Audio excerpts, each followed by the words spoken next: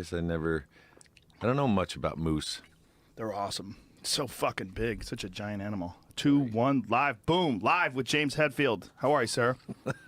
Doing awesome. Any friend of Jim Brewer's is a friend of mine. So awesome to hear. So, yeah. so you're in. Hey, man, I listened to your new shit in the gym today, and you know what's amazing about it? You guys still fucking rock hard. You know, you haven't... I love Aerosmith. I was a huge Aerosmith fan when I was a kid, but somewhere along the line, they became a ballad band. Somewhere along the line, they started doing movies for music, music for movies that appeal to, like, adolescent teenage girls, you know? Like, something happened. Yeah, I got you. No, and then other people start writing your songs. That's I think, the ultimate kind of... not giving up, but you've lost your way. Yeah. But I wanted to talk to you about, like, there's a transition that very successful people make, and either they make it or they don't. And the transition is to go from being hungry and filled with all this angst to being, like, stupid wealthy and famous, but still keeping your art relevant. Mm-hmm. Like, how do you do that? We're super competitive people. We're really perfectionists, and we hate to let each other down. There's always a better riff coming. There's always a better album. Maybe there's the never satisfied part to us that will keep us going till we die. You know, there's always the ultimate lyric that's going to connect to everyone in the world or something. There is always a better something that we haven't got yet. So it's that mindset. Is that, I guess, in the beginning, you just want to do it, right? You want to be a successful band. You want to make it. You're young. You're filled with angst. But your music has the same sort of intensity to it. Like today in the gym, I got in there. I hadn't listened to your new album at all. I fucking cranked it up to 9, and I just said, let's go. And I turned it on, and right from the jump, I was like, whoa! Like, there's something about a good fucking hard rock album that just gets you pumped up. And you guys 100% A+ succeeded with this one. Awesome to hear. Well, that's why we do it too. We write music, we record music that we want to hear because we're not hearing it out there sometimes. So, and that's how it's been since day one.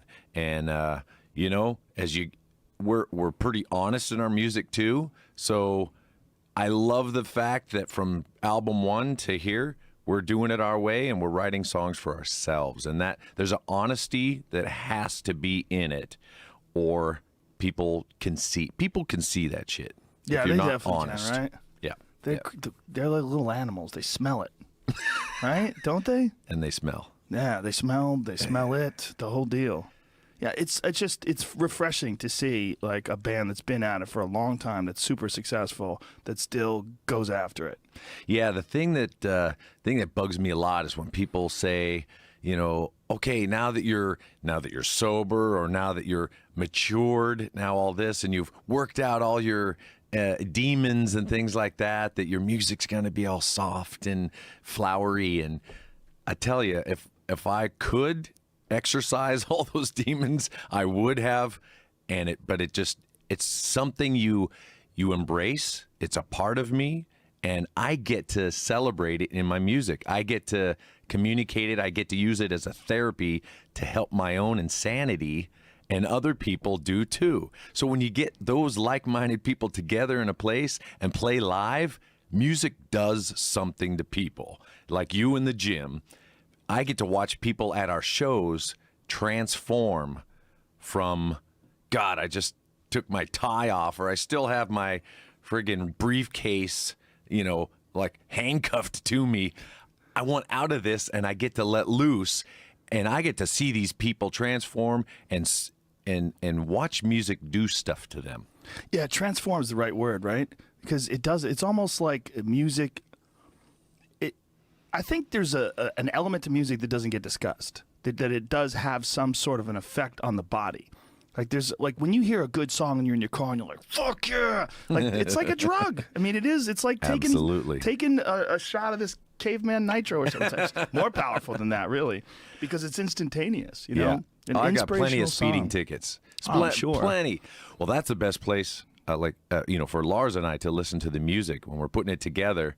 You know, does it make the car test? You know, that that because you're yourself in your car. If no one Right. else is in there, you get to celebrate and listen and just go friggin' nuts in your car, and that's that pass the car test.